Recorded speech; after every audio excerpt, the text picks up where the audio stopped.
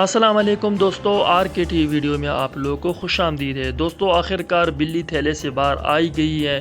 دوستو آپ نے سوشل میڈیا پہ ایک خبر کافی دیکھی ہوگی کہ پاکستان نے اسرائیل کے ساتھ ٹریڈ کر لیا، کاروبار کر لیا۔ بالکل یہ خبر بالکل سچ ہے۔ 30 اپریل کو وائس آف امریکہ نے ایک خبر دی کہ پاکستان اور اسرائیل کے درمیان ٹریڈ ہو گئی اور یہ دبئی کے تھرو ہوئی۔ حال ہی میں آپ نے دیکھا ہوگا کہ ہمارے جو حکمران ہیں اور سیاسی اراکین ہیں وہ دبئی کے بہت سارے چکر لگا رہے تھے۔ آصف علی زرداری صاحب اور بہت سے لوگ، خاص اسٹیبلشمنٹ کے جو حضرات ہیں وہ بھی جا رہے تھے۔ اور حال ہی میں ایک خبر بہت بریک ہو رہی تھی کہ پاکستان سے ایک وفد گیا، پی ڈی ایم دور کی حکومت کا وفد گیا اور وہ اسرائیل گیا، جس کی انہوں نے بہت ساری تردید کی، لیکن وہ خبر کچھ ٹائم بعد خاموش ہو گئی۔ اور دوستو یہ اسی خبر کا تھرو ایک یہ عمل ہوا ہے کہ پاکستان نے اسرائیل کے ساتھ کاروبار سٹارٹ کر دیا گیا۔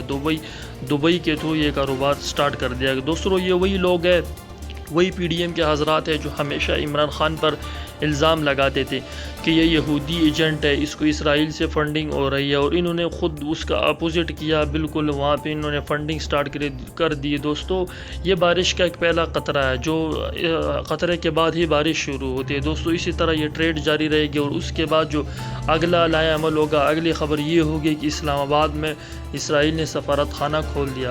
دوستو یہ جو بند فیصلے ہو رہے ہیں، بند کمروں میں یہ جو فیصلے ہو رہے ہیں، یہ ہمارے ملک اور ہمارے عوام سے چھپ کر کے ہو رہے ہیں۔ دوستو یہ ہمارے ملک اور ملک کی سلامتی کے لیے اچھے نہیں ہیں۔